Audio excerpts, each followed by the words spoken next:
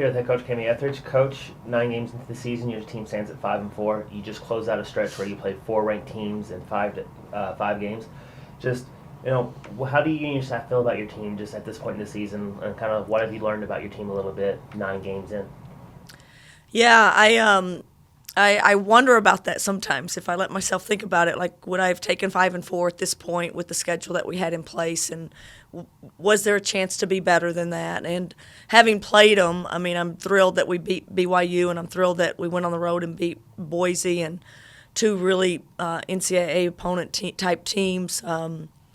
And I wish we'd played better in some of the other games that we played against these four that are in the top 15 or 17 in the country. But the thing that those four teams have in common are they are just another level of physicality that a lot of teams in the country don't have. We don't match very well with that right now. We're still learning how to play, and we still don't quite have the pieces in place to match the physicality of some of the top teams in the country. They expose us in not being able to score the basketball at the level that you have to beat, top teams. So, I'm excited about where we are. I'm excited about what we know about our team, because I do think that's a big deal. We know, I think, what we've got to improve on and how we have to take advantage of every opportunity.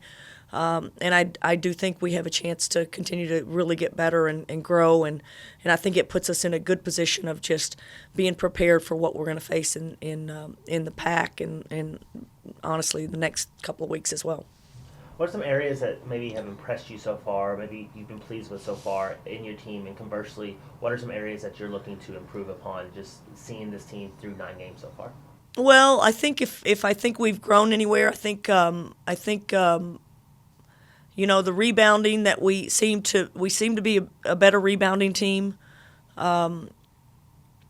Defensively, I think we've done some good things against some really quality opponents, and I think this year we've put more points on the board. But again, I mean, that's all a little bit jaded in the sense that you've played 2 or 4 top 15 teams, so it's hard to score on those guys. So I'm overall unbelievably pleased with just the progress that we've made as a culture, and how we compete and how we train and how we communicate, and all of those things. Again, I don't know that they always are tangible yet on the scoreboard or in wins and losses, but I know from a year ago how far we've come, and I'm really pleased with that. And I think that's the foundation that you have to lay before it starts showing on the scoreboard.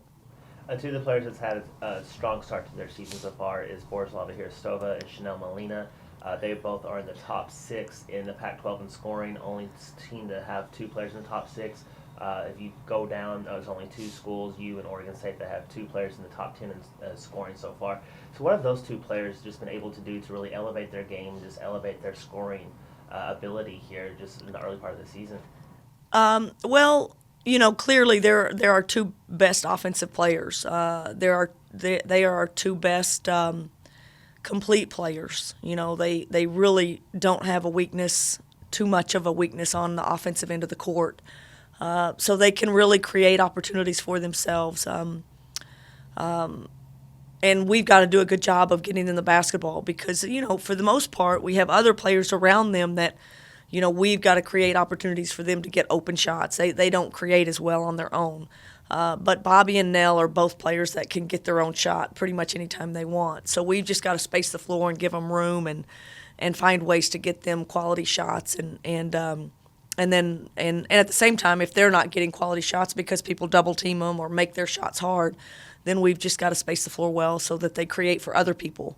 And they're both unselfish. They're both extremely talented in the way that they want this team to succeed, and they're going to do whatever it takes for this team to succeed. So it's a little bit on the coaching staff to get them in position and to make sure that they're getting quality shots. But I love what they're bringing every night to the game. You guys host your 3rd game. It's wrapping up a 3-game homestand here in Beasley Coliseum on Sunday against UC Irvine. They're a team that's coming off a 20-win season, but right now they're kind of a little bit struggling. Right now they're 3-6 on the year. They'll come into Pullman on a 4-game losing streak. So how's your team preparing for the Anteaters, and what do you expect out of them come Sunday? Well, so much of what we do now, we'll scout. We didn't yesterday, but we have 3 or 4 more days left of practice, and we will work on them. They're a team that kind of does a dribble drive and things that we've seen, things that we've worked on. But again, we'll nail down a little bit more of them. But I think right now, having come off of what we have and having played Gonzaga and not probably shown as well as we needed to, there's some real tangible things we've got to fix for ourselves, and more than anything on the offensive end. And so we're really working hard on us and being a little bit better, spacing the floor and getting the ball where we need to, and getting the better shot. So, it's always a work in progress. You work on something and then something else breaks. So there's not much that we can stop working on. We've got to be great trans D. I don't think we were very good against Gonzaga in that. I think that would hurt us against Irvine. So we've just got to continue to compete and be ready for whatever comes on the next game. But we've got to really focus on ourselves to get better. You have a full week off here due to the finals week.